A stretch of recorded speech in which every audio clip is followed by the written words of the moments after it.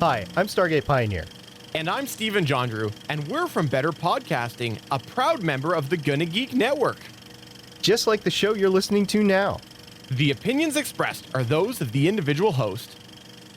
Check out all the other podcasts at GonnaGeekNetwork.com. And get ready, because geekiness begins in 3, 2, 1. Stand by for a brand new episode of All Things Good and Nerdy.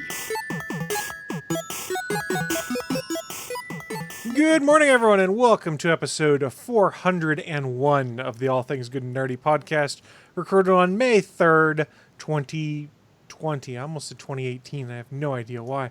But I do also know tomorrow's Star Wars Day. I know Willie Nelson don't care about that. We'll get to him in a second. But it means I got some cool shit coming that I can watch. So I'm excited about that. How about you, Anthony Bachman? You excited about some of the Star Wars Day stuff we're getting tomorrow?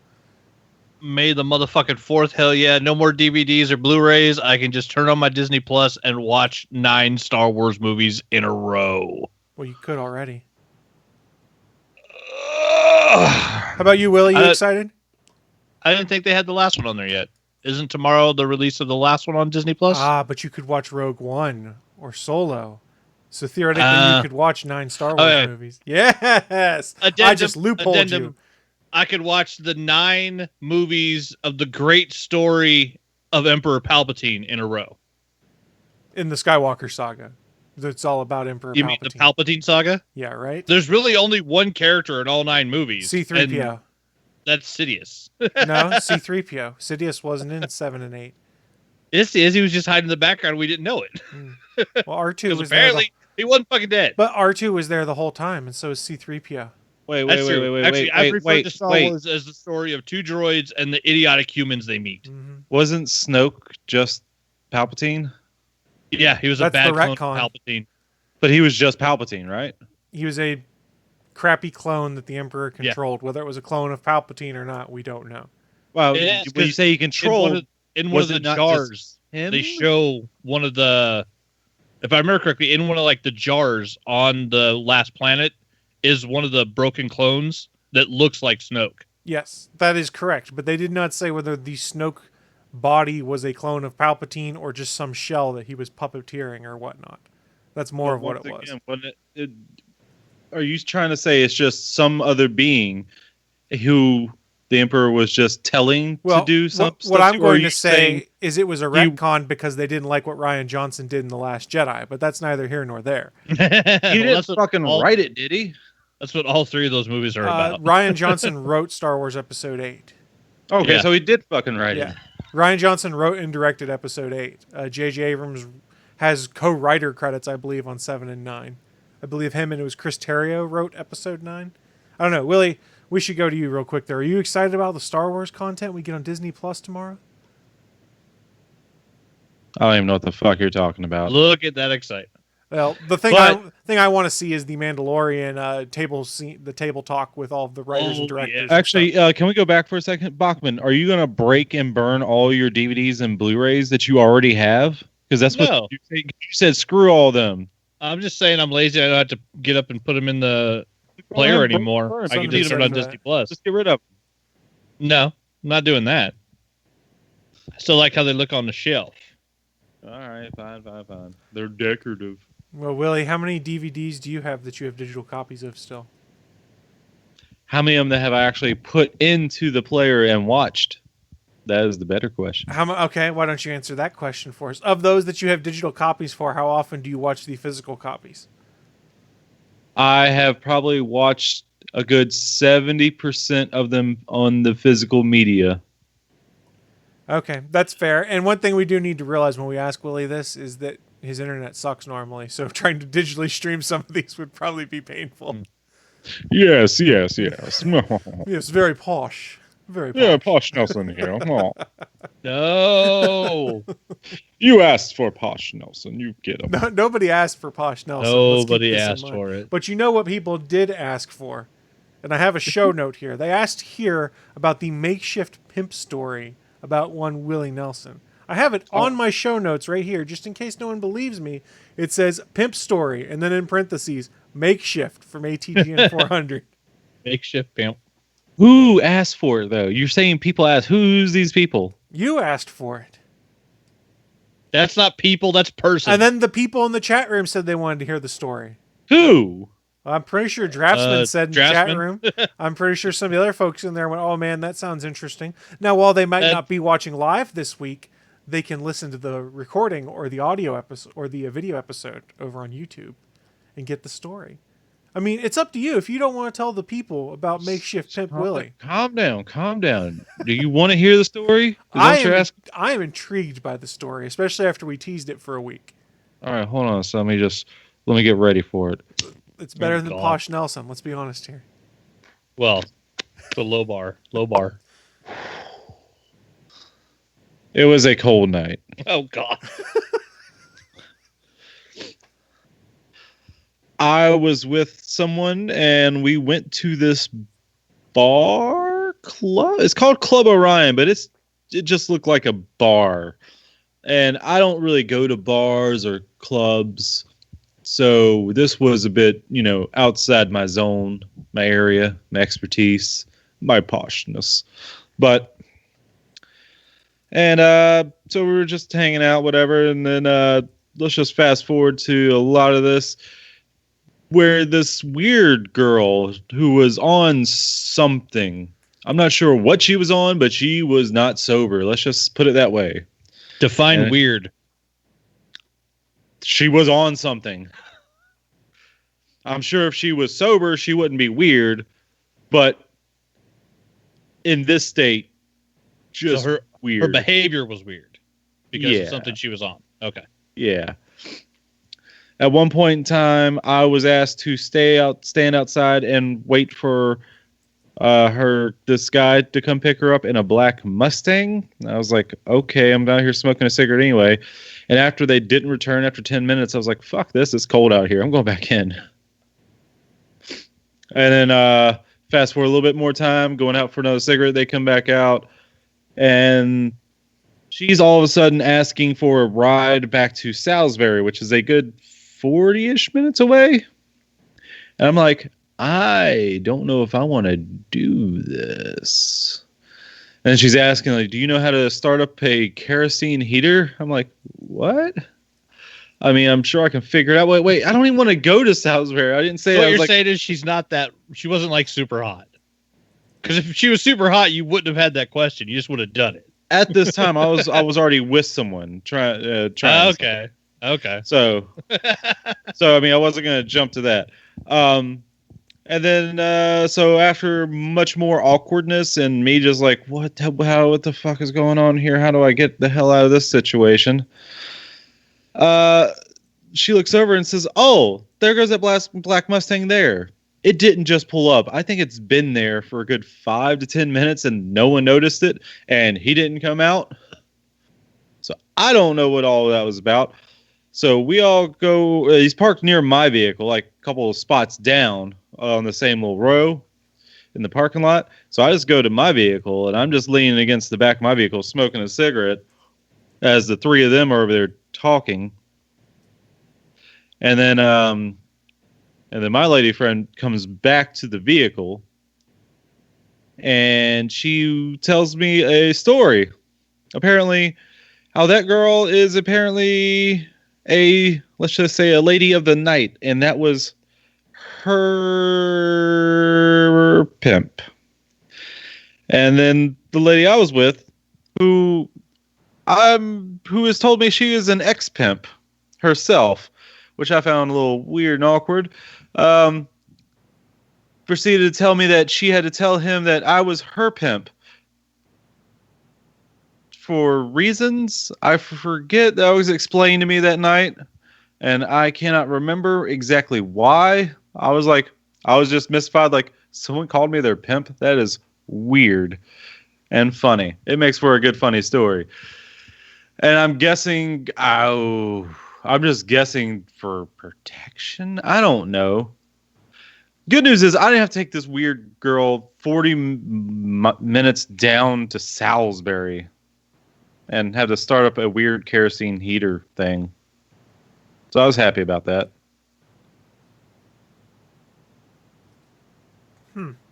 So that was the night I was a you were makeshift told pimp. they said you were their pimp just for their own protection, then, or I don't remember exactly the reasoning that was told, but that's just what was. huh? Well, interesting. It was a weird feeling after that. It was like, oh. Especially when you don't know someone is saying this about you to someone else. Like, oh. So you might have helped keep that girl out of trouble by her pretending that you were her pimp. I don't know. I have no clue what was going on there. Or you might have made her more money by her pretending to be your pimp. Or you know what I mean. That came out wrong. What? So you could have helped make her more money by her pretending that you're her pimp because the big, hey, daddy's watching back Oh there. yeah, hold on a second. I think you're getting a little. The girl I was with was saying I was her pimp, not the weird girl. Oh, okay. I was tracking inaccurately then. And definitely not saying I was her John, because that'd just be weird. I didn't even go down that path. Don't pay for it. That's just weird. I wasn't going down that path. Well, this was an interesting. No, that's just advice. Interesting round of story time with Willie, where we find out about his makeshift pimping days. I mean, I found it pretty easy being a pimp. I don't know what these other motherfuckers are saying. God. How do you know I was? How do you know I was? What was going on? And I still did it. Willie Nelson, the oblivious pimp. Pimping is easy, pimp. bitches. I'm not sure who's a better pimp, him or Butters. Oh, he got those raisins girls. He got those high quality raisin girls. It's true. God, I wish South Park was on right now. Why did they do that? Why? Because it's South Park. Raisins. What? Draftsman in the chat room. Willie is a hapless pimp. Hapless pimp. There we go. I like that. I like that. I mean, he's not wrong. He's not wrong. It's pretty good wordplay. I enjoy it.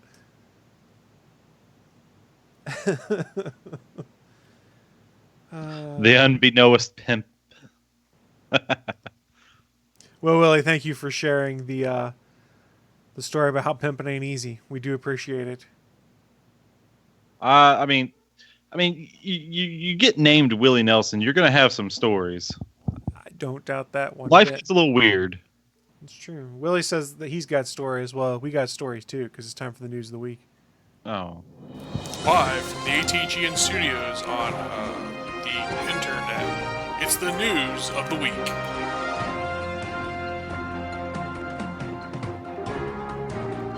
Welcome to the news of the week. It's that part of the show where we run down in our minds what some of the most interesting geeky and or nerdy news to have popped up in the past week is, and I can't think of anyone better to start but our very own hapless pimp, one Willie D. Nelson.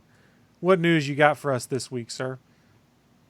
Well, I'm just going to state what the news is, and then I'm going to say a lot of my opinion, and we're just going to go from there. It's not the opinion of the week. It's the news of the week.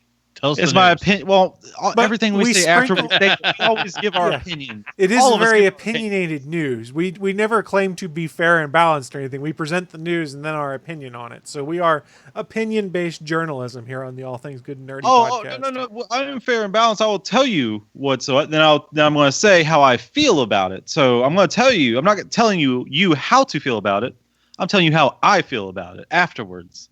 Well, that works. So, Willie, how do you feel about whatever this topic is? So Universal, since they can't really release movies in theaters, they decided to release the latest Trolls movie on demand, pretty much. And I think from what I saw, it made 5 times the amount of the first Trolls movie. And yes, we're talking about trolls. There's a lot of parents who want kids to be preoccupied with something else. Well, they can't very well give them Bloodshot to watch. Oh, they can. Yeah, but they can. won't watch it. I did buy it. I haven't watched it yet, but that's neither here I mean, nor there. I wouldn't mind renting It's it. honestly, if you have really low expectations, it's honestly not that bad. I mean, I paid less than $10 for it, so I was okay with it. But Willie, back to you. Sorry. So yeah. So Universal just released it straight to video on demand, and there is a company that said, yeah, we don't like that, and that'd be the theater chain of AMC. they really did not like that fact. In fact, they did not like it so much that they have said, yeah, well, Universal, we're just not showing any of your movies in our theaters. And AMC is, if not already the largest, they are one of the largest theater chains. I think I read that they are the largest. I thought they were number 2 behind Regal. I'm not 100% sure. Well, I will look that up while we're discussing this. I mean, it doesn't affect me because, I mean, I got the Regal movie pass, or at least, it's on hiatus right now. But so, I mean, it's not really going to affect me. So that's what AMC is saying. Pretty much, yeah, Universal, you can go expletive deletive yourself. Oh, my. And my feeling is that's pretty... I mean, I get why, but what do these movie theaters expect of the studios to do? Just to lose out on all this money? Just sit there and do nothing? Well, the other thing I get is a studio or a movie theater chain being like, "Oh, we're going to take a stand right now when we already can't open and make any money." So, I think distance ourselves from studios. I think the bigger point was Universal said they weren't opposed in the future to taking more of these things that are theatrical release and then early releasing them for a screening at home. Where, like, for instance, if you wanted to watch Trolls right now, it's $20 to rent it or something like that. And they were talking about how they could theoretically do the same with Fast and the Furious and some of their other franchises. So if you're a theater owner, that's taking money out of your pocket, because we've talked about on this show before that in a lot of cases, say the first 2 or 3 weeks the movie is out in theaters, the box or the theater cut is minimal. They're making most of their money off concessions and things like that. Mm-hmm. It's after, say, week 3 or whatever it's negotiated. After that week, they start to get a percentage of what the ticket sales are. So if you are Universal and you say, hey, we're going to start putting Fast and Furious out digitally a month after it's released in theaters, and you're one of these theater chains, you go, well, wait a second. What is my incentive to show this? I might get some extra concessions money, but by the time it's to the point where I make money off ticket sales, then they already have the option to go and watch it at home. And we've talked about before, and one of the things I've mentioned when it comes to digital versus physical is convenience trumps fidelity in a lot of cases. It's a lot easier for me to push a button on my remote and say, okay, I'm going to start watching Fast and Furious 9 now versus drive 20 minutes across town, buy a ticket, buy concessions, and then watch the movie there. So I think that's more of what the point is it starts establishing a precedent where these big releases that a lot of people are going to want to see, if they release them early, then the movie theater cut is far less. Yeah, do you actually buy concessions, though?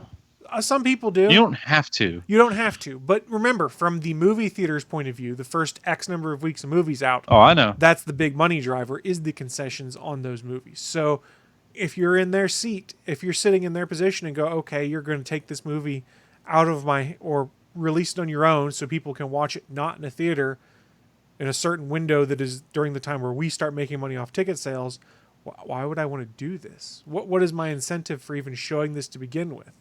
Oh, I'm agreeing with you. I'm just saying, like, I rarely get... I mean, I might get a drink if I go.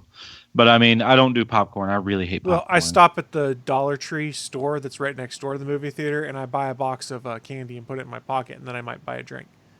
You're part of the problem. I'm not part of the problem. That same candy costs $7 in the movie theater. That's the problem.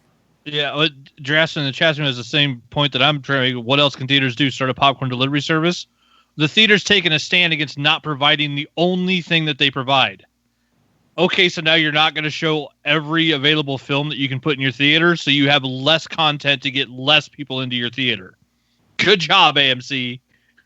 And also, since this movie made 5 times the amount of the original movie, okay, so which is telling you something. What it's telling you is coronavirus. Yeah, I mean... You also just told me if you could do it from home instead of going to a theater, you would. In a lot of cases, yes. But at this point where I still have a movie pass that turns back on whenever movie theaters open, that being able to go see multiple movies per month for the cost of one digital release, that's kind of influential in my mind. But I think you have to be very careful how you read these numbers on Trolls World Tour, because the movie came out right at the start of the pandemic. Everything shut down, and like you said, there's a lot of parents wanting to give their kids something to watch that's new so that they can go and do other things and things like that. And I think there are kids that have been locked in the house with their parents for 2 months now and haven't done anything. Right. No. The kids are not saying, I'm not locked in here with you. You're locked in here with me. Yeah. And then They're they going get straight war grease shack thrown on in them. their face, hot grease thrown in their face. Because little kids are bastards. Yeah. I mean, but that's the big thing there. It's the same thing we saw with Pixar's Onward. Is while the numbers might have looked down for a Pixar movie, we don't really know what they're going to look like because, like in week 2 of its release or 3, that's when all the theaters shut down. Which is why they put it out early on digital and then put it out early on Disney Plus. And evidently, it's been getting watched a shit ton on Disney Plus. I watched it. It's It's cute. already there. Yeah, Yeah. it was on Disney Plus like 2 weeks after it went digital. They Yeah. said in It 2 was like- weeks it'll hit Disney Plus. Yeah, it was like 2 weeks ago. It popped up on Yeah. on Disney Plus, and it was actually really good. I enjoyed I it. saw it in theater. So it's very hard to look at the numbers of these digital releases, say like Bloodshot, Onward, Trolls World Tour, and stuff like that, and glean what that would mean if we were in a world that was normal right now. Like if the theaters were still operating as they were supposed to, I wager the Trolls numbers wouldn't quite be the same.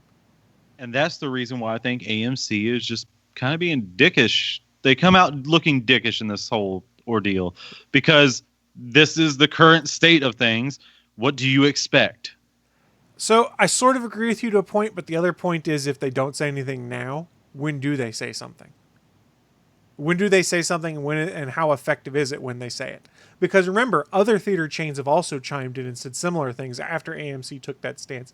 I believe Regal and Cinemark also issued something to that effect, that they had grave reservations about what this would mean for the movie theater industry and things like that. And if those three companies, going back to what we talked about at first, you were right, AMC is the biggest chain right now, according to the stats I pulled from July 2018. So they're about a year and a half old. So AMC at top, Regal in second, and then Cinemark in third. We just named the three biggest movie theater chains in the United States. AMC, according to this, had about 8,200 screens at that point in time, Regal 7,300, and Cinemark 4,500. So you've got the three biggest chains in America, which grossly out, that are much larger than the fourth place chain with 1,600 screens, saying we have reservations about this and what it means for us. And yes, that reservation is on their bottom line. They know that because this is how they make money. But if you're a theater, what are you supposed to do? If you don't take a stand and be like, hey, we have concerns over this, what happens when everything starts back up and you get a 3-week exclusivity window for Fast and Furious 9? And whether you like that franchise or not, it makes crap loads of money. It depends upon if there was anything said privately between the companies before this just came out saying, well, you know what? Screw you guys. That's all, you know. If they tried to talk to him or something like that, no, instead of just coming and say, you know what? Universal Studios, you cut off. You're done. You're never working in this town again. I don't know what all that would have entailed. Because that just seems like a knee-jerk reaction. And no one likes those. I don't know that it's necessarily a knee-jerk reaction. I think it's a quick reaction. Well, okay, so knee-jerk... That's what a knee-jerk reaction is. So knee-jerk is more instinctive, though, where there's not necessarily thought into it, is my thought. And Are we talking semantics now? You know what I meant.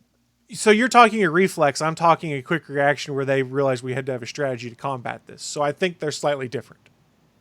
But they're still punishing them. That's what they've. I mean, because they pretty much have said that. I think they either. I think I've read that they said they're up for renegotiating their. The terms of the profit sharing or whatever it is.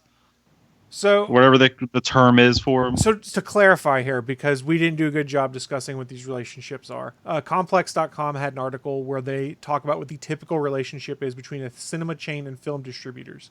So according to this, studios like Universal lease out a movie to a theater in exchange for a portion of ticket sales. It's a symbiotic relationship as theaters need movies to show and studios need the distribution abilities of the screens to ensure it's seen by a large number of people. As part of this agreement, theater chains are typically granted an exclusive 90-day period known as windowing, wherein they receive the exclusive rights to show a film. The two groups then split the money the movie makes during the course of its run. However, this model has been challenged in recent years by streaming services, most notably Netflix, as those platforms have proven a studio can release content to a hungry audience and have it seen by a large number of people immediately. So that's the background on it. They continue and say, as the coronavirus ravaged Hollywood, cinemas and studios alike were left in a compromising position. With theaters closed, there's no traditional option to showcase the product. This tension is why we've seen a number of studios looking to recoup and possibly embrace releasing movies on premium video-on-demand platforms. The initial wave with Invisible Man, The Hunt, The Way Back, Onward were all films already released to theaters prior to the corona shutting everything down. Crucially, these movies moved to the partial video on demand after their release, still provide an element of windowing, still adhering to the standard relationship. The same can't be said for Trolls World Tour. Originally set to release on April 17th, it was moved up a week to April 10th to offer a day and date digital and theatrical release for the few theaters that were still open. Technically, this move violated any resemblance of windowing.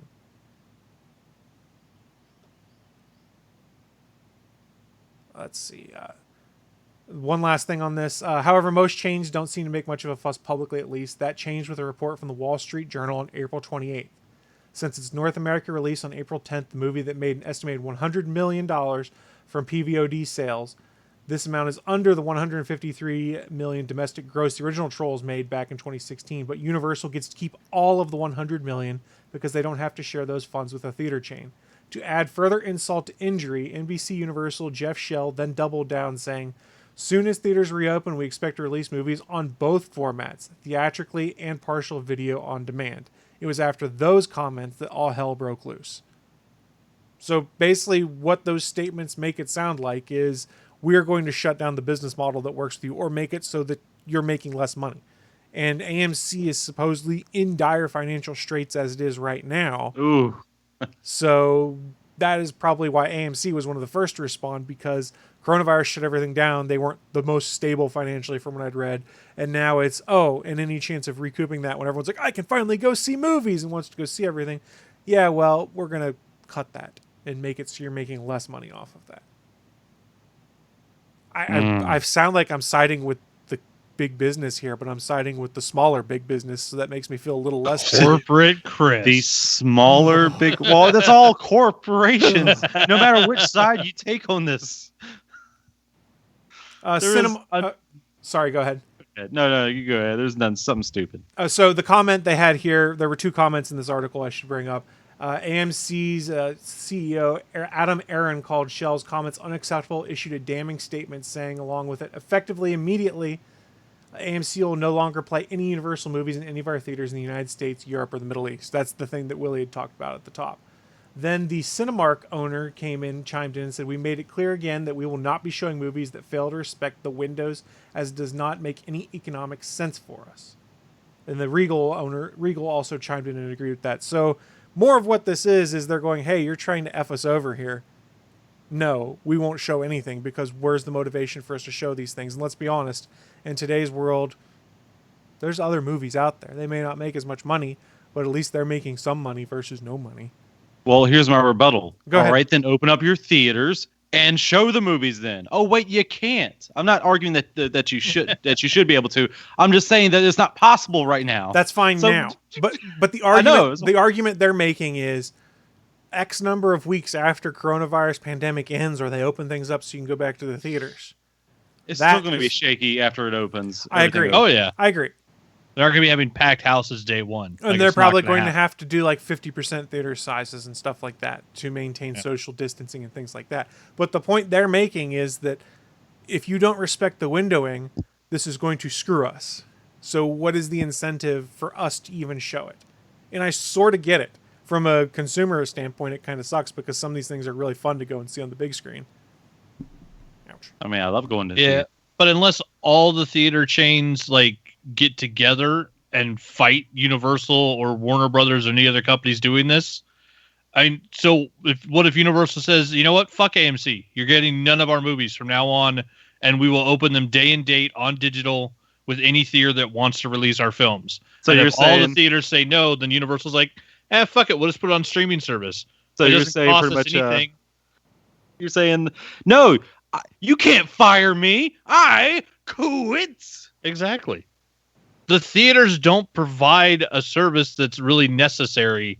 And if anything, the coronavirus has proven that. People like to go to movies. Nobody has to. So here's something to consider. The three companies we've named here, AMC, Regal, Cinemark, you combine the three of them, and they are larger than the next 7 in the top 10 U.S. theater chains. Yeah. You take Regal by itself, and it's bigger than the bottom 7.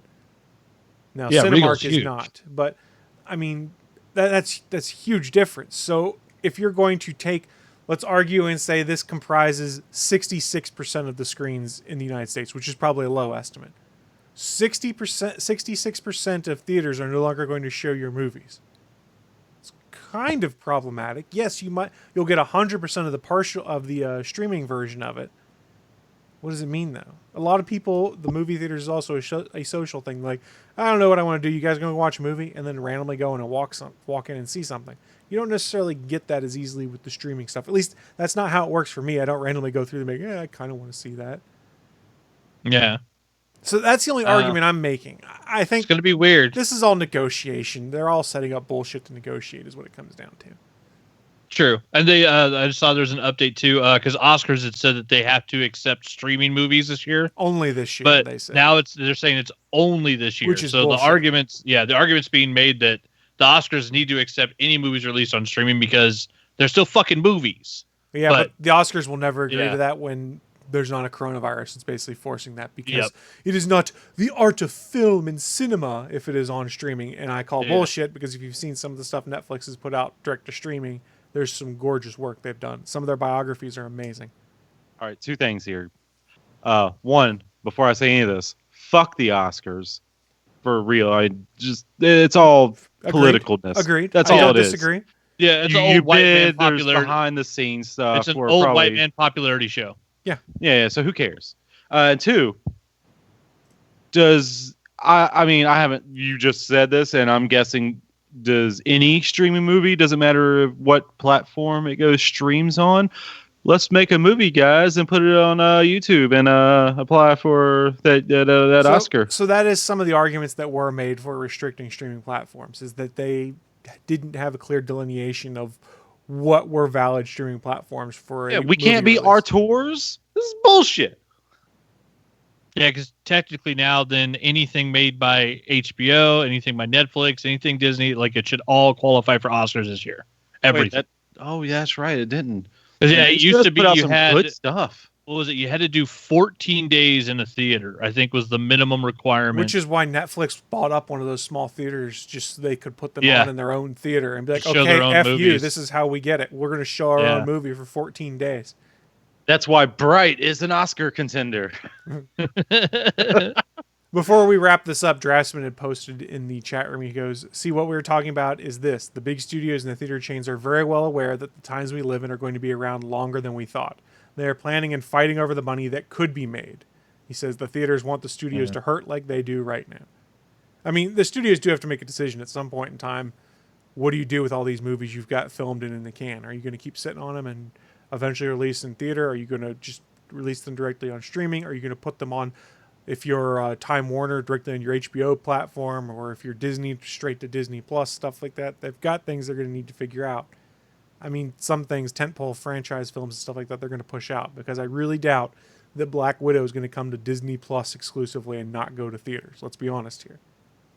I doubt Wonder Woman 84 is going to hit HBO Max and not the big screens.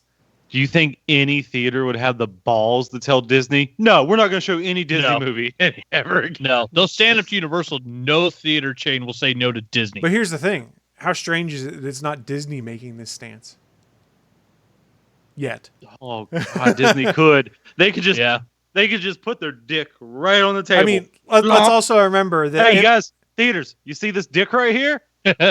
Suck it. Yeah, Universal is also NBC/Comcast, so keep that in mind too when it comes to shady crap. Because they could also then be like, we'll just put it exclusively on Comcast cable then, or something like that, like on demand on Comcast, things like that, because they own it.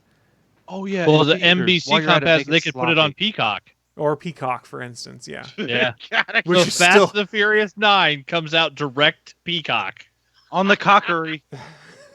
Straight cock. the jokes write The Fast themselves and right there. Furious. Yep. It's going to be interesting to see how this develops. Let's be honest here. It's going to be really interesting. I don't know. I mean, I'm waiting. This is gonna be fun. This is the Wild West we living in. The wild, but not wild west. You going to start rapping like Will Smith now? I'm not. I can't Wild, do clean. wild, wicked, wicked, I can't do wild. Make it wild. Fucky wild. Oh shit! I fucked up already. All right, so we were talking about movies. Let's go and talk about another movie possibility that's out there. For those of you that aren't aware, just recently, Community hit Netflix. Community has been bringing in huge numbers on Netflix, supposedly. Every day you log on to Netflix, you see it's one of their top 10 shows, as tons of people are watching it. And if you did watch the show, you do know one of their catchphrases was Watched hashtag... it all. Yeah. One of their catchphrases was hashtag 6 seasons in a movie. They did get the 6 seasons, and everyone's like, oh, man, I wish we could get the movie. Well, there's slightly more opportunity now. It seems like some of the actors have come out and started talking about the potential of a movie. Danny Pudi, who plays Abed, spoke about the rumors that a film continuation was possibly in the works. But now Joel McHale has also spoken out about the film. He did an interview with comicbook.com where he described what's been going on lately. And here is what he said. He said, quote, well, because I think people started getting calls from Sony about it. I didn't, which is disturbing. But I know Allison tweeted out that she got an actual call from Sony. So that's really cool. And that's why I think it's even more real than ever, because if Sony's going to get behind it, then it could happen. I don't know if we're going to get Donald because he's the busiest person. He turned into one of the most famous people on the planet. If we could get him for an hour, that would be great. So I do think it's more real than it's ever been. For a long time, I was like, there's not a chance.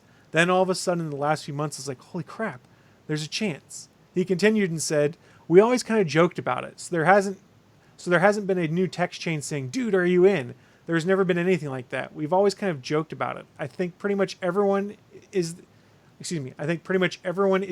game if it could actually come together. As you know, you can talk about a movie like this or something like that, but scripts have to be written, pandemics have to be lifted, schedules have to be cleared. There's tons of moving parts. I'll say I'm definitely in it had it happened, because I still count it as one of the coolest things I ever got to do. Dan really came up with one humdinger of a show, as he put it. So it sounds like Sony has started reaching out to some of the actors about potential for a follow-on Community story. Bear in mind, Joe and Anthony Russo were some of the first people involved in that show, directed a lot of episodes, were producers on it. Joe and Anthony Russo can make whatever the hell they want right now because of all the money they brought to Disney. That's why they did, what was the movie they did with Chadwick Boseman with the lockdown of the railways? Oh, it's like 42 Bridges or whatever? Yeah, something like that. They also did Extraction with Hemsworth with Netflix. That's a lot of bridges. Yeah. I can't remember what the fuck it was called. So they are getting involved with producing a lot of things that have been relatively successful on top of the Avengers movies and Captain America movies they've done. So if you get someone like the Russos who are like, hey, we're really interested in doing a send-off to Community, wrapping things up, and you can get Dan Harmon on board, you can get the entire cast back, that would be pretty cool. And I'm sure Netflix at this point in time, seeing the numbers the Community is doing for them, would kind of be like, okay, we will be the studio for Community the movie, which then gives them something in the future, because they are licensing Community right now to broadcast it, that they would then have the exclusive rights to the movie, theoretically, if they were the studio, and would be able to keep that on hand and then potentially use that as leverage to maintain Community on their streaming service. Do I think it's going to happen? I think we're talking like a 15% chance of it happening, which is better than like the 1% chance we had jokingly. I would love to see it happen just so that the punchline happens. And I will say I've been rewatching a lot of Community because it's fun to turn on when I'm in the kitchen cooking dinner or just putzing about the house, working on cleaning up projects and stuff like that. And it still holds up pretty damn well, aside from season 4, because it's kind of shitty where they lost their way. But like the first 3 seasons... Well, no Dan Harmon. Yeah, first 3 seasons are fantastic. Season 5 has good elements, and so does season 6. But the show really suffered when they started losing the core group of people. Like when Donald Glover left the show, it was very hard to maintain some of the stuff that was going on because the Troy and Abed dynamic was one of the best parts in it. It lost a lot of the heart of the show when he left. I don't know. And it's 21 Bridges. That's what it was. It was 42 was the Jackie Robinson movie that he was in. That's probably where we got to 42. But I would be in for a Community movie. I don't have legitimate expectations it's going to happen, but this is enough to have me go, oh man, that would be really cool. I hope this can happen. I don't know. You guys want it? Hell yeah. Hashtag 6 seasons in a movie. I'm all for it. I'm indifferent to it. I don't really care. Did you watch Community, Willie? I tried to start it and it just didn't catch me. Okay, that's fair. So I mean, sure. I mean, it'd be cool if they did for the joke. I mean, that'd be funny, but I don't know if I'd see it. That's what happened the first 2 times I started watching it. I started watching it when it first came out, and I watched like the first 4 episodes or so, like as it was live premiering, and I was like, it's okay. And then later, like the first streaming service I caught it on, I watched like 2 or 3 episodes, and then fell off it again, went and watched something else, and then this time I sat down and watched the entire thing all the way through. Like, I loved it. You too became one of the Chang glorious bastards. Damn right. It has changed my life. It gave me Changnesia almost. At least I don't suffer from that. No. I might. You've got Changnesia? It would be funny, though, because, yeah, like, when that show first came out, it had to be Joel McHale was the big paycheck and then Chevy Chase. And, man, those paychecks would be very different this time around. Well, I guess it would depend on how long they have Donald Glover on set for, what that paycheck would be. Yeah, they'd have to get Dan Harmon involved so that Dan Harmon could pay Donald Glover to be there with his Rick and Morty money. Well, and they could bring Justin Roiland back because he did some voiceover work for Community at one point in time also. Ice Like Cube in Head. season Did 6. it just sound like Morty? Sounded a little bit like Morty, yeah. Yeah. I don't know. I would love to see it happen. I'm going back and rewatching Community right now. And man, some of those theme episodes are really good. Like the 8-bit video game one, the Dungeons and Dragons episode, stuff like that. Really good stuff. I forgot how much I enjoyed it, and I'm going back through and enjoying rewatching it. I'm sorry you didn't care for it, Willie. I think if it hooks you, or if you get to the point where the hook's set, you would enjoy it because it has like video game comedy and things like that in it that you would enjoy and stuff like that as well. I am not saying anything bad about the show. I'm just saying I don't know anything much about it. No, Just want to state sorry, that. Not for you. Yeah, I didn't Just want to for make it seem like I was trying. You said it just didn't really catch on with you, which I get. That's how I was at first too. And the only reason I kept watching it was because I was like, there's something here. And then eventually I was like, oh, this shit's hilarious. And it clicked with me. Honestly think it took them like 6 episodes before they finally realized we can't do the traditional sitcom BS. Let's do our own thing. And that's when it kind of pivoted and became pretty damn funny. Yeah, because it's definitely not like anything else. Now, looking back on stuff, to bring Chevy Chase back, how did he get back into that show? Well, I he's don't understand. dead in the show. They Yeah, he killed off died. his character. Well, I mean, just in general, like in the first place in season 1, everything I've ever heard about Chevy Chase is that he's just straight up an asshole. So honestly, I think what it was right before Community started, he had a short run on Chuck where he was the bad guy on Chuck, where he was funny as the bad guy and was pretty damn good on screen. And from all reports, was pretty good to have on set. He wasn't a problem. So I think that it might be a matter of they watched. It would not surprise me if the folks that ran Community were fans of Chuck because they have very much the same kind of audience and things like that. So it would not surprise me if they went, man, this would be a good fit for this crotchety old man who tells racist, homophobic jokes, and you kind of get this side wink, but it's Chevy also, so we already know he's an asshole in real life. So I honestly think that might be part of it because he was, like, I watched him in Chuck, and he went straight from that season in Chuck as the bad guy to being Pierce Hawthorne in Community when it started the next year. So I think that's what did it, is they took a chance with him on Chuck, and that opened doors for him to get back on TV, which he then firmly shut by being an asshole to Dan Harmon, and Dan Harmon was an asshole back, but had the power to be like, fuck you, you're fired, this is my show. Yeah, because if you're already working for a company, it's a lot easier for them to see you, know that you're working. If you're doing well at the time, go from one show to another. So, I mean, there's some actors that they'll just end up doing NBC shows their entire life because once they meet producers and casting agents and they're in that company, like they just hang around. Fair. That's all I had for my story, though. Let's wrap things up with one Mr. Anthony Bachman. I don't believe he's talking about Community or movie chains, though. No, not this time. I'm actually talking about a slight return to normal. It has been confirmed that Diamond Comic Distributors has put out their list, and we will be getting titles shipped on Wednesday, May 20th for their sale target date. So New Comic Book Day will start again on May 20th. They're showing that DC will have all of the previously revealed titles released on that same day. So apparently there's going to be a glutton of DC books. The Marvel list is only like 11 titles. So it's like Black Cat 11, Captain America, Snapshot 1, Deadpool 5, Empire, Avengers 0, because Marvel was just about to go into their summer event when all of this stopped. So But yeah, there's like 5 or 6 more titles, and then DC has a list of it's got to be 60 books. So apparently they're just going to drop all of them at once because DC's crazy. But then also Image, IDW, Boom, Dark Horse, Dynamite, like almost all the studios have at least 1 or 2 books coming out. So it looks like the plan is by the end of May to be getting back into the normal swing of comic book production. So most of the people that were not working, I'm assuming now are probably back at work. You know, the artists and writers that are sitting, working from home anyways. But yeah, it looks like there's a slight return to normal. But yeah, that's funny because they had talked about not the guy that runs Diamond was talking on Fat Man and Batman about not trying to crush the comic book stores by just dumping all this stuff on them.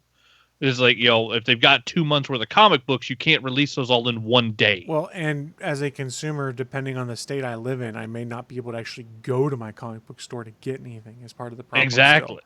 There's a lot of states that have not rescinded stay-at-home orders or have thinned them down to like recommendation that you stay at home, which means people are going to go out, be idiots, and it's all going to spike again. But yeah, you can't go to these stores, which is a problem for these for the comic book stores. Like, we have to pay for this, but now we can't sell it because people can't come in and buy it. So I've given you a bunch of cash.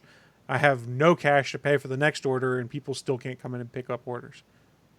Yeah, and then you have states like mine where our comic books are open on Friday. Yeah. Because Idaho doesn't give a fuck. Yeah. But yeah, it's just weird that they talked about not flooding the stores with the backed up like catalog of merchandise, and DC's like, no, here's every fucking book we were planning for the last 2 months. Just eat it all. And Marvel's like, here's 10 books. He's into it. But yeah, the list is it's on Newsarama. It's been published, so apparently, like, comic books are coming. It's just a question of when we'll get them and how quickly everything will get back on track. But they are coming. I did actually take this opportunity being unemployed, and I gave notice on my pull list for all but 3 titles. I'm down to 3 books now. That's it. I've narrowed down my listing a lot too, and I'm considering doing more because at this point in time, and I know it sucks for the local folks, but you can just wait 6 months after a run is done, and then they do like the sales online and stuff like that, and you go, okay, I can kind of live being 6 months behind if it means I'm spending a third the money I was on comics before, especially as they start pushing more $6 issues and stuff like that. But when enough people do that and they don't sell the actual issues, then the story gets canceled and you don't get 6 issues to make it to a trade. The day they cancel Amazing Spider-Man is the day the world truly ends. Yeah, that's one of my 3. It's one of my 3. Yeah, I thought about. I've got I think I'm creeping up on 400 issues in a row of Amazing Spider-Man that I own.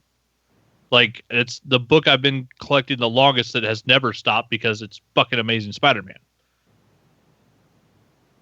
Yeah. I mean, it's been relaunched once in that time with an actual new number 1 before they went back to the legacy numbering, I believe. But yeah, the other 2 books I'm getting have been relaunched an unbelievable amount of times because I'm back on Wolverine number 2, I think. And then the new X-Men book, post Hickman's Hawks Pox, with the weird Krakoa X-Men where they have their own country right now, which is a really funky story. Like, I've been enjoying that. It's Hickman, so it's going to be funky. That's what it comes down to. Funky and lots of graphic design. Like, oh my god, his graphic design. Like, yeah, it's a lot like his run on the Avengers when he did like the Galactic Avengers. Like, his update and changes to the X-Men has been pretty cool. But yeah, that's literally those are the 3 books I'm down to. That Galactic Avengers, I had a real hard time with it though, just because it was so grand in scale. I was like, I have no idea what's happening now. There's wheels within wheels. And it was one of those that was easier to read when it was all collected versus going week to week. Yeah, I read it all on Comixology, and yeah, I could see how weekly that shit would have been hard to understand because it was so much about tactical space battles with superpowered gods. Like, there was so much going on. Yeah, like when you have Captain America and Gladiator sitting there figuring out how the tactics of attacking on 3 different fronts with all these different, space gods at the same time. Yeah, that was some shit. Hickman is crazy. Yeah. It was it's a fun read though. It's a good collected book to read. Yes, it's a much easier collected read than it is week to week, I think. But I think that does wrap up the news of the week. But before we shut this show down, a friendly reminder, we do one last segment called What I'm Into. It's our chance to share with you guys who are watching live or listening at a later date just what kind of geeky and or nerdy things we've been getting into, so that maybe, just maybe, you would want to check them out yourselves. Who would like to start us off this week? Willie, what are you doing? I'm looking at Bachman. See? I see. So, Bachman, why don't you start Nope. things off Yeah. for us? What are then? you talking about, man? You know, being don't all you know what loud Navy down there. stands for? Never again volunteer yourself. I didn't. I'm volunteering you. That's why I didn't step forward and volunteer myself.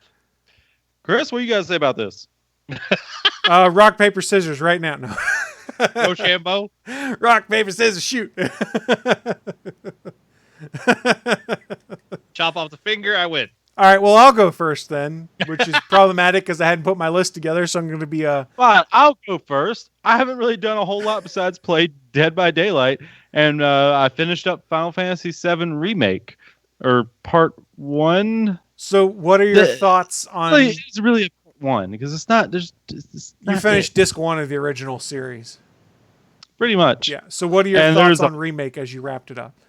There's a lot of... There's some stuff to say about the future installments, but we'll maybe tease that for next week. That's fair. I enjoyed it. I think I played it for over 40 hours to beat it. So it's a good in-depth game. You got a lot of content in there.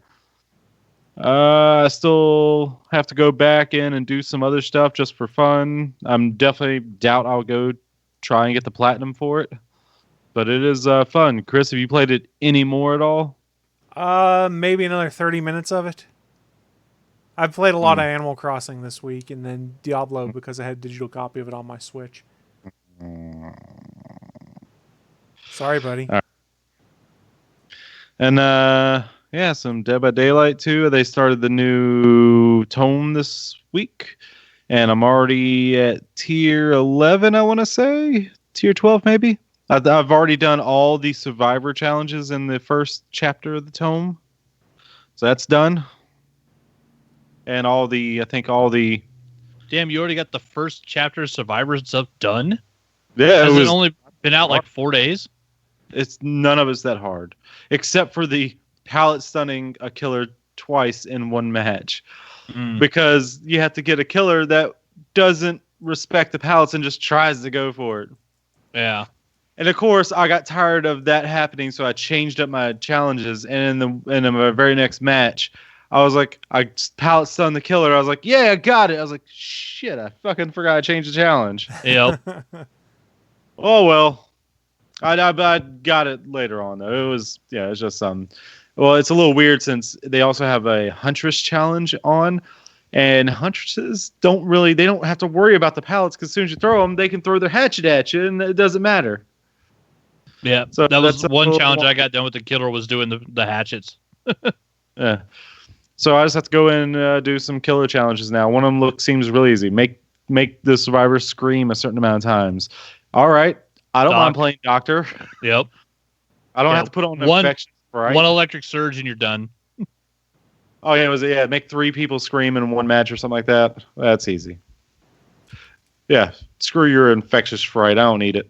Whoa. Nor do I actually have it.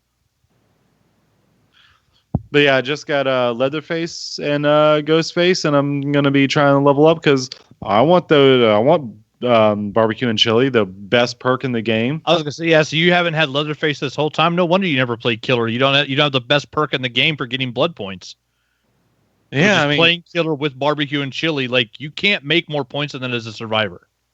Like it's not possible. I mean, you could with "We're Gonna Make It" or what's that one? No, we're gonna live forever. The David perk. Not Yeah. usually, because usually even then, your killer score is going to outdo a survivor score, and so if you get to multiply that, as long as you hook all 4 survivors with barbecue and chili, you're basically guaranteed to make more blood points than any survivor match you play. Yeah, I don't get how these how a lot of my matches I make more points than the killer, and I don't understand that. That means you're playing killer wrong. Yeah, usually. And I've been the one dead, and I make more points than the killer this week. How? Magic. He's putting in work because he's looping killers and touching generators. Got the magic fingers, buddy. The Bananarama, as they call it. Oh dear Lord, or as I call it. And I haven't really watched any new movies. Just watched Knives Out again. Still good. That movie. Still one of my favorite things is Chris Evans just gonna be like, eat shit, you eat shit. I mean, I'm sure you've noticed that, like how they had to put him in baggy clothes the entire time to hide his Captain America physique. Yeah, because I mean it's baggy sweater. He was all about the cable knit sweater. That's all. It's fashion. The whole point of that role is to say, hey, I'm an actor. I'm not Captain America. Yeah. Like that was the whole point of him doing that movie. And so the last thing you want to do is have him in a tight white T-shirt. I was like, oh, it's just Captain America and his family in a murder mystery. And let's be honest, if you saw the cast of people who was going to be in that movie and you were an actor, you're like, I want to be in that because of how many different names were in there and what it would be like to work with some of those folks. Oh, yeah. You got to figure. I mean, from what I've seen of the behind-the-scenes stuff, they had a blast filming that fucking thing. The eat shit scene, that's all of them in there. Yeah. That's the one scene where you have everyone in there, I believe. Yep. The one. Yeah, it's an enjoyable movie. Everyone except the deceased patriarch is in the room at that point. I mean... Yes. Well, I mean... You can't really blame that one. Oh, I know. I'm just pointing out that I know you're pointing out 100% accurate. But that was a little Chris nitpick. Evans also had a scene just with him. Yeah. So, yeah, he got to work with everybody. They all had just a scene with him, didn't they? Yeah, except believe for so. the daughter and the Nazi kid. Yeah, the Nazi kid didn't get a scene with a lot of people, I don't think. Well, he's a Nazi kid. Who cares? That's fair. So I'll go next with what I've been getting into. I have 2 episodes left of All American that I've been watching on Netflix, which is a CW show I didn't realize, but I enjoyed it, so I already set my DVR to record it when it comes back in October. But I've been having a lot of fun with that. Been watching Community mostly when I'm cooking dinner or doing chores around the house. That's what I've had turned on.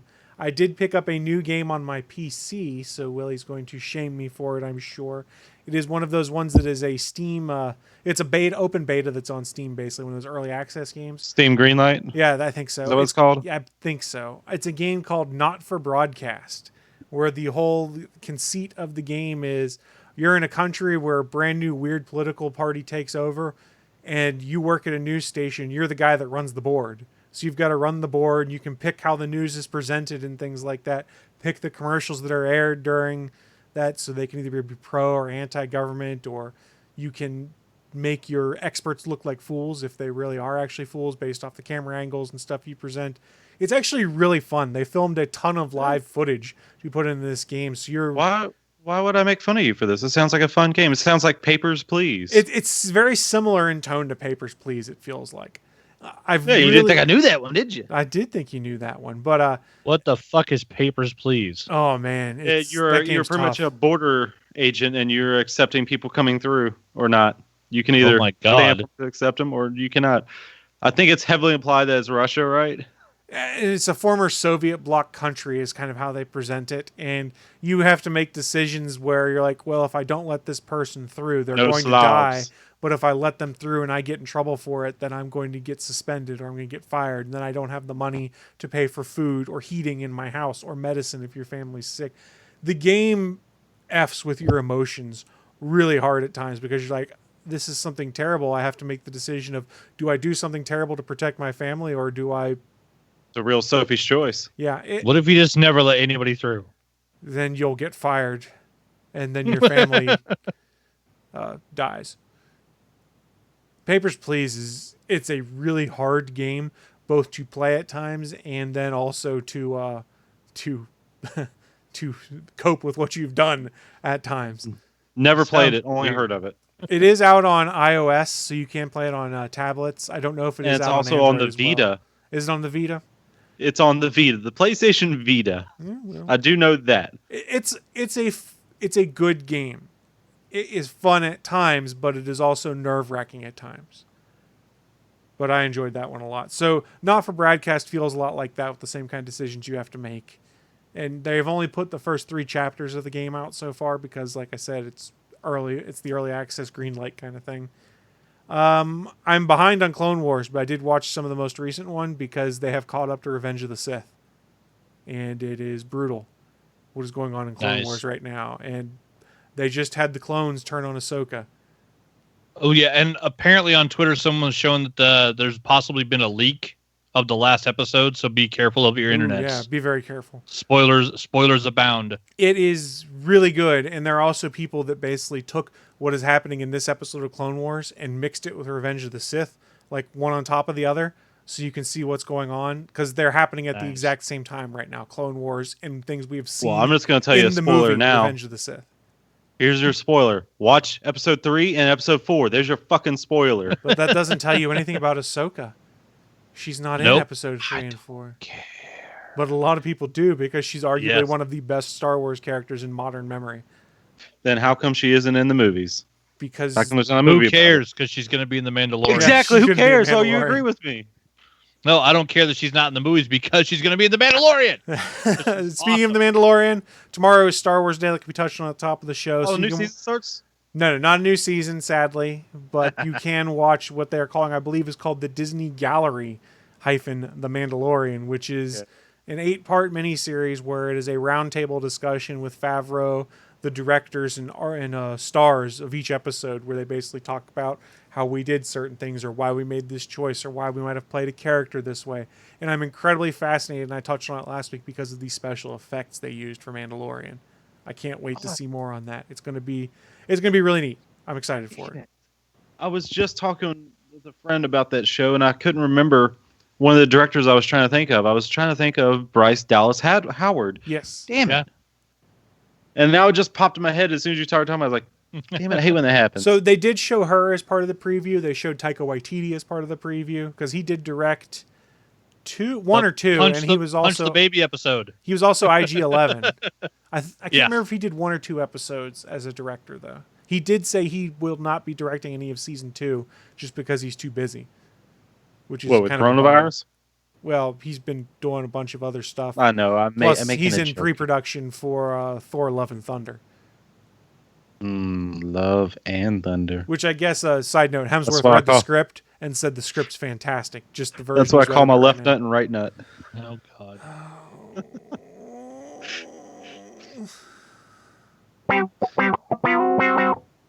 I didn't make you press it. I didn't even tell you to press it. It had to be done.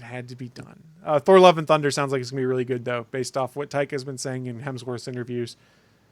And he did say... Oh, damn it. That's a better joke. Thor: Love and Thunder is the name of my dick and my balls. Damn it. This would have been the better joke. You figure out which one's which. Taika's credited with directing 1 episode. Okay. Deborah Chow did 2. Rick Fumiya did 2. Dave Filoni did 2. Bryce Dallas Howard did 1. Taika did 1. And Deborah Chow is still on the hook, basically, to be the runner for Obi-Wan when it comes out. She's supposedly going to direct all of them, is what I had heard, which could be cool. Obi can't wait.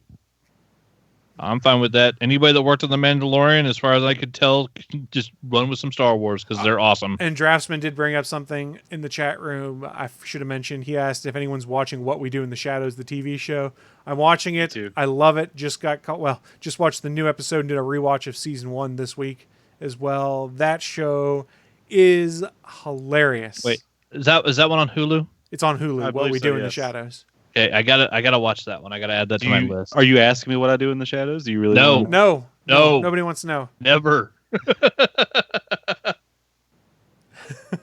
No, but in fact, go turn a couple lights on.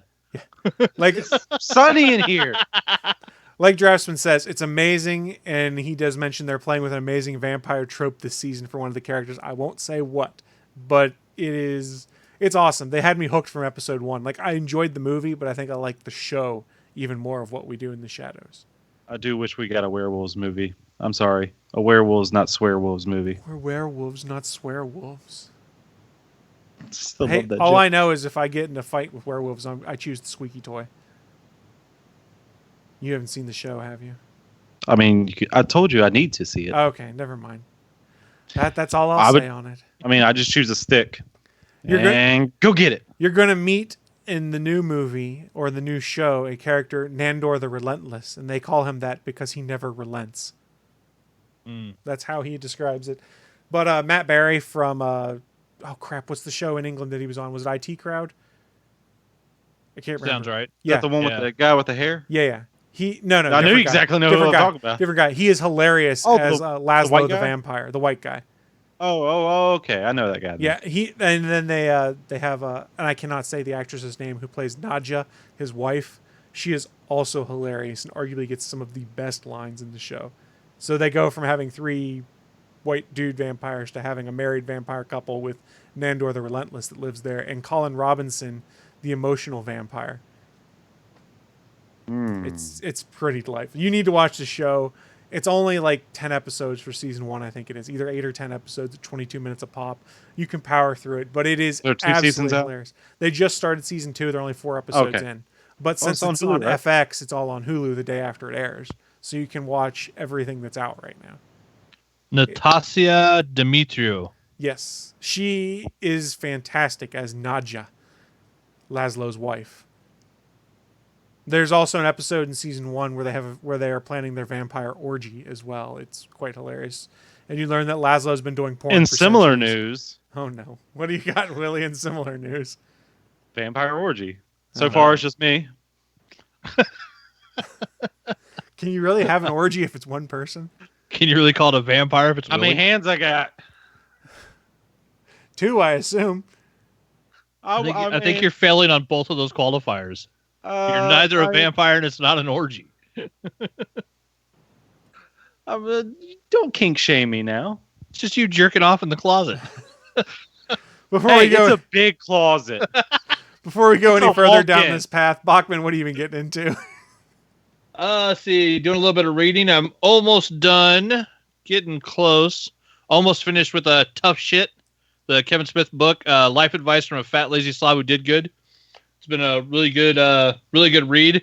Honestly, though, having listened to almost every episode of Smodcast, I've heard almost every word of what he wrote in this book. But it's still actually a really good book, and I picked it up at the used bookstore I used to work at the Youth Ranch, so I think I paid 50 cents for it. So just worth owning. I got a nice little mail call this week. I got myself a Jackie and Laurie Show journal, so I can write some nice stuff down. Cool little book. On the cover it says, "How much time have we done?" Which is, the Jackie and Laurie motto, because it's all about the time. It's a podcast with 2 comedians that have got, I think between the 2 of them, like 40 years experience in stand-up comedy. Laurie Kilmartin writes for Conan, and Jackie Cation's probably the best geek comedian in the world. Like, she literally had an album called "This Will Make It Excellent Horcrux." Like, she is nerdy to all get out. And then also got a challenge coin. She actually did a shirt with a whole bunch of the sayings of her dad. Her dad was an aluminum siding salesman at one point, and apparently, like, literally sold aluminum siding to people and got them to put on the outside of their brick house.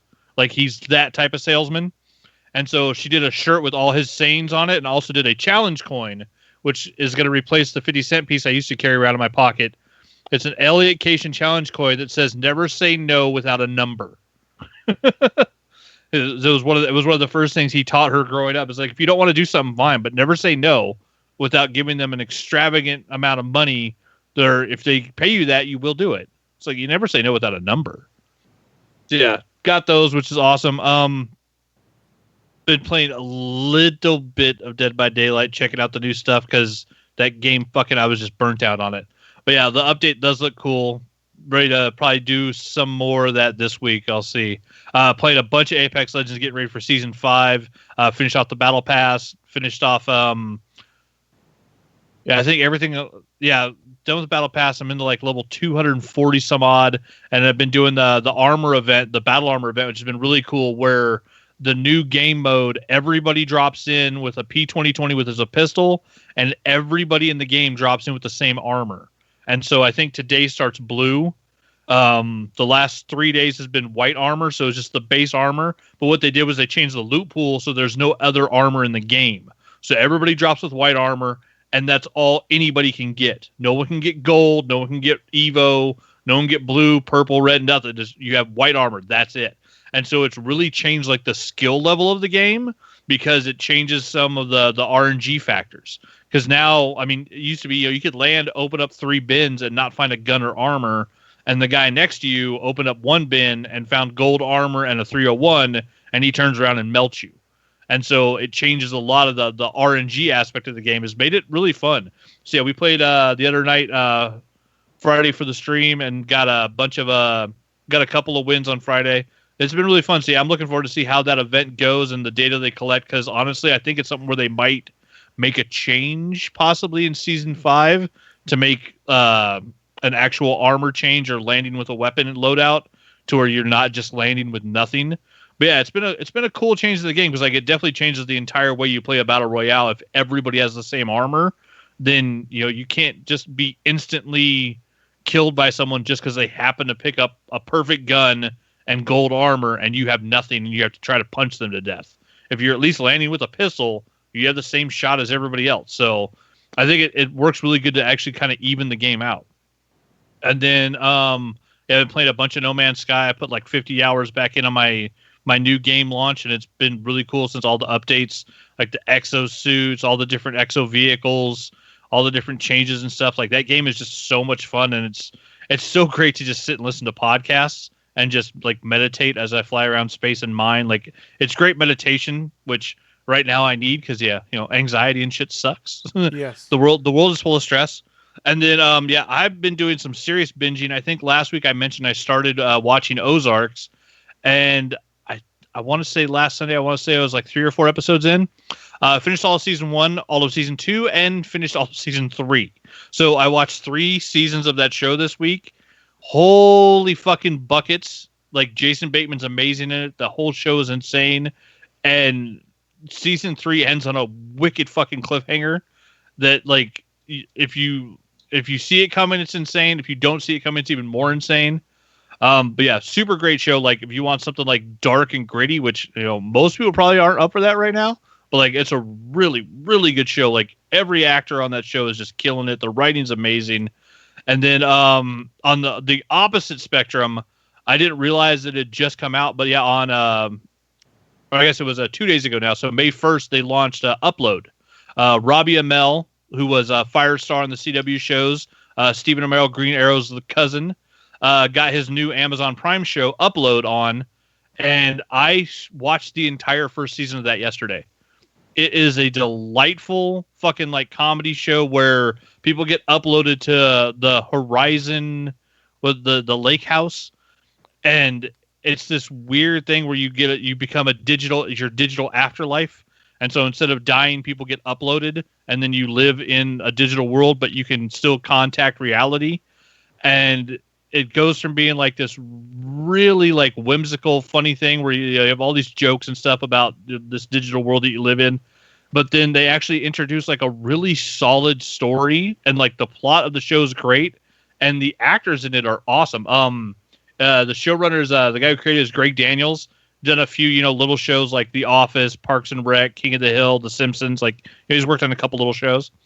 So this is his new one, and yeah, it's Upload. It's Robbie Amell and what's Nora's name? Andy Alo. This chick is awesome. Like the two of them are as charismatic as they are good looking. It's fucking ridiculous how awesome this pairing is. Like there must have been instant chemistry when these two did their read together because they are so good together on screen. Yeah, super fun show. And just, yeah, it's some of the little like bullshit things that they pull are hilarious, but then the actual like solid storyline that they build up through the first season is just great. Like it's actually really good television. So yeah, I streamed that in a day, like just burned through it. Loved it. That's impressive. Super fun show. And I think it's only got like 8 episodes or 10 episodes. So yeah, it's on Amazon Prime. Really cool idea. And yeah, really fun show. And then yeah, actually like hit you with some like good storytelling by the end. I was like, oh shit, like they're doing some work here. Like this is good. So yeah, definitely worth checking out. And yeah, the actors in it are just so fucking fantastic.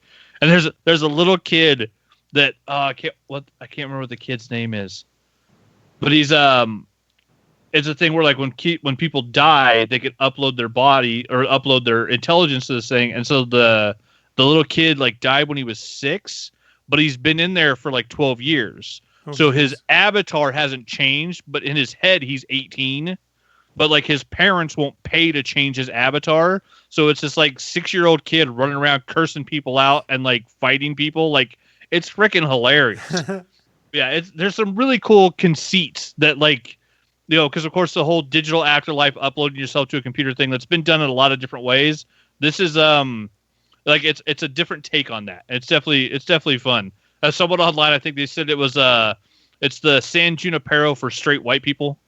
Because it's Robbie Amell and a hot chick. So, I mean, I would say it's on that level. Like, it's that good of a show. Because, well, they also had 10 episodes to really hook you in on the storyline. So, the Black Mirror episode had to hook you a lot quicker and did a lot more work.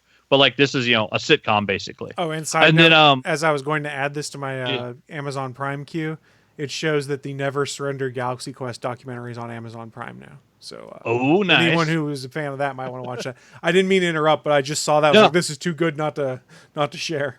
Oh, heck yeah. Because, I mean, it's one of those things where, like, I usually go to Netflix first, and I go to Hulu if there's not anything on there, and then occasionally go to my Disney Plus, and I forget sometimes. It's like, oh, yeah, I have Amazon Prime, which apparently now, you pay to have Amazon Digital, the TV streaming, because, the stuff that used to take 2 days to be shipped to you now takes 4 months. So it's not like you're actually paying for that service anymore. Well, but I also watched I watched the first episode of Tales from the Loop, which is like Amazon's version of Black Mirror. And the first episode, really creepy, and it stars the little girl that was the daughter in the first Ant-Man movie. And it's her in like a little sci-fi tale. Really, really well done. Like, I'm looking forward to watching the rest of that. But yeah, I just watched, like, I finished uploading. I was like, okay, I need to watch something else before I go to bed last night, and ended up I turned that first episode of that on. I was like, oh, that is a fucking crazy show. It's like Amazon's version of Black Mirror. So they have their own. It's called Tales from the Loop. And yeah, the first episode was really cool. And friendly reminder, lots of good stuff to watch. Friendly reminder for anyone who wants to watch Prime content, if you have a 4K screen and you're capable of watching 4K, it's not like Netflix where you just start the video and it starts playing in 4K. You have to go and find the show that then has 4K in parentheses after it. So like in my case for upload, I had to go to uploaded 4K and add it to my queue so that I could play it in 4K. Otherwise, it would only be the 1080p version. Which so they keep them separated. It drives me fucking nuts. I watched the first episode and a half of The Boys in 1080p standard def, 1080p non-HDR, non-Atmos. Yes, yeah. I know, but in saying that, yeah, fuck Amazon Prime's UI. Yeah, their UI is terrible. Like Disney Plus, Netflix, all these other things is it basically reads to see what your system's capable of and then gives you that. Amazon Prime, if you don't pick the right version of it, you don't get the HDR or the 4K version of it, which is bullshit. Bezos. But then again, Amazon Prime still has all of their fucking like seasons separated out when you go to look for shows and shit too. I don't get it. The whole thing was designed very poorly. Yeah, they need to relay out how all that stuff works. But hopefully you guys have been listening to this and heard some good stuff to go check out. We haven't really updated the Cabin Fever playlist in a while. We probably should with some additions like, I don't know, uploaded, What We Do in the Shadows, stuff like that. There's some good content out there. But before we shut this thing down, you guys have any final thoughts you wanted to share with our crowd out there? May the force be with you. I'm just waiting for Disney to whip their dick out on that table. When they do, someone's getting hurt. It's a big dick. Well, then, on that note, friendly reminder, we do stream this show live every Sunday, 11 a.m. Eastern, 10 a.m. Central, over at geeks.live. That is the official streaming home of the Gonna Geek Network. You can find us there all the time, in addition to a variety of other shows. So please feel free to come check that other content out. We do have the official GonnaGeek.com show streaming live on Monday, for instance. I don't know what I'm talking about on it yet, but I'll be on there this week. Like most weeks. He'll be talking about something. Be talking about some kind of stuff. I don't know what. Oh, yes. Perfect. Yes, Posh Nelson is back.